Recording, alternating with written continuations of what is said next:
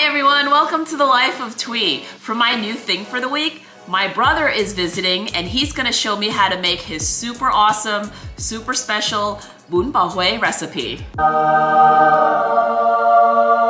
right, let's do it. I'm excited. So Bún Bò Huế, can you tell us what it is and why it's so awesome? It's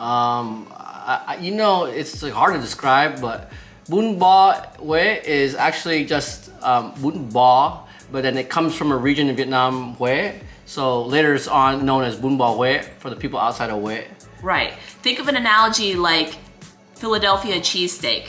There you go. It's from the region of Philadelphia. What does it consist of? Well, it's a sandwich that has cheese and steak. So literally the words Bún Bò Huế is saying that it's a Vietnamese from the region of Huế, spicy beef noodle soup.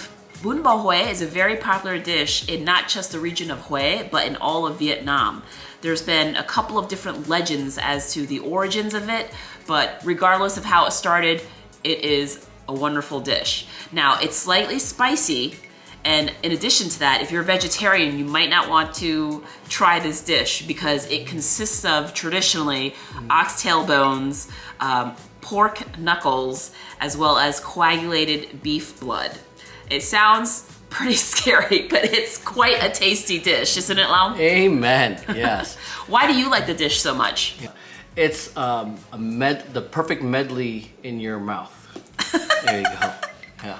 You know, it is like a salsa, a combination, a medley of just great dancers in your mouth, of food dancers, if you were to say that. The different ingredients are dancing in your mouth? Yes. Nice. And delicious. Yes, and besides for those other ingredients we mentioned, I mean, it has a lot of different spices and herbs, such as paprika, lemongrass, mint. I mean, you'll see when Long maybe shares with us some of his secrets, but you'll see the list of ingredients. I'll try and post as much of it as I can in the description below.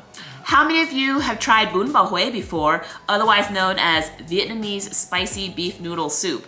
Please let us know in the comments below, and if you've tried making it yourself, please share with us your recipe and how it turned out.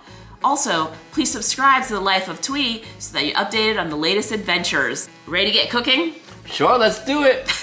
Let's go. Let's get cooking.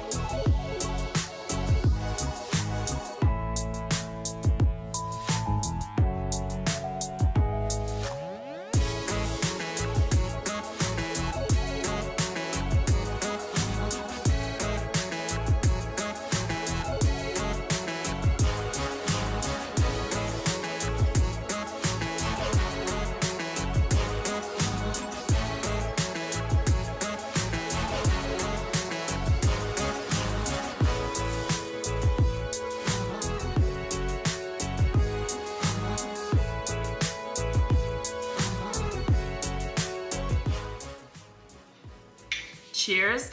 It's been several hours, and as you can see from the pictures that I've shown with the bottle, we've been keeping ourselves entertained while waiting for this to simmer and cook and get to its full level of tastiness. And I can't wait to try it.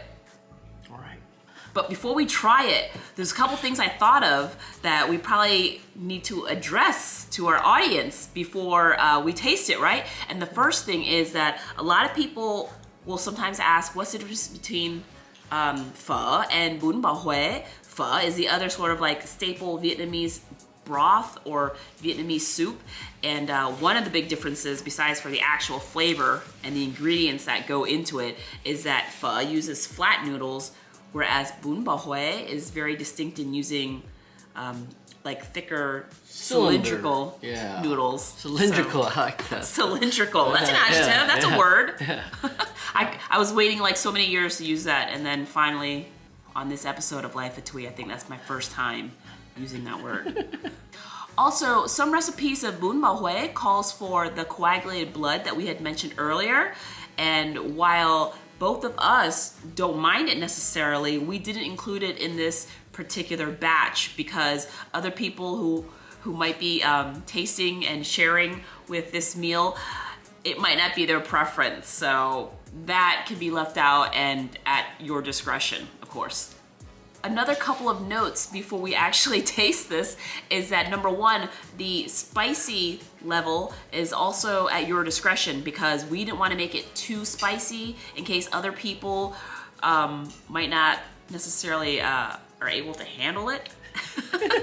We like spicy, I like spicy, but spicy you can always add to your individual bowl. So that's what we went ahead and did. So whatever that the recipe calls for, you can always modify that according to your preference. You know why Bún Bò Huế is so good? Because it takes so long to wait, so by the time you're so hungry, you're starving. That's the first thing that you'd eat. Anything tastes good. I guess the last thing is like just a comparison with all the different garnishes that could possibly go on Bún Bò Huế. I think of that as sort of like toppings on a pizza. It's kind of like, sure, you could add mushrooms, peppers, onions, that's all good.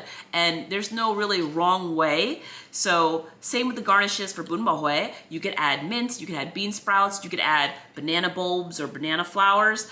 That's up to you. There's really like no right or wrong way. There's certain things that do traditionally go with it, but it's whatever you want, right? There's no wrong way to eat Bún Bò Huế. You ready to try it? Let's do it. Oh, one of the things that was really interesting watching my brother Lau make this was when he was making the flavored oil. I've never worked with annatto seeds before. Oh yeah. It looked like bacon bits to me, but that is one of the secrets to making the flavoring of the oil that goes into this Bún Bò Huế.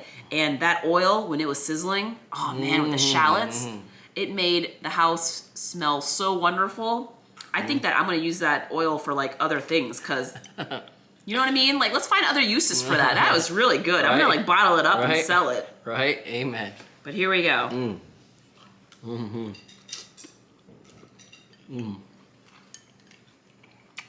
Look, ask me twice.